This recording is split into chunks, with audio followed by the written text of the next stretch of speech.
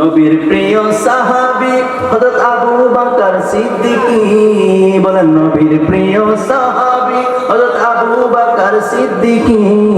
আর ভালোবেসে শুইল পাশে, ভালোবেসে শুইল পাশে, যাইয়া দেখো মদিনা মদিনা মদিনা, আশিক মুমিনের ঠিকানা।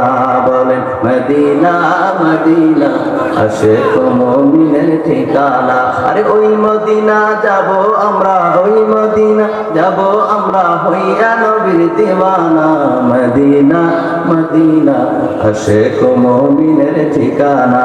আল্লামা জালালউদ্দিন সুয়ুতী তিনি যেমন তেমন, তিনি যেমন তেমন ইমাম নয়, তিনি জামানার একজন মুজাদ্দিদ ছিলেন। সুবহানাল্লাহ পড়েন।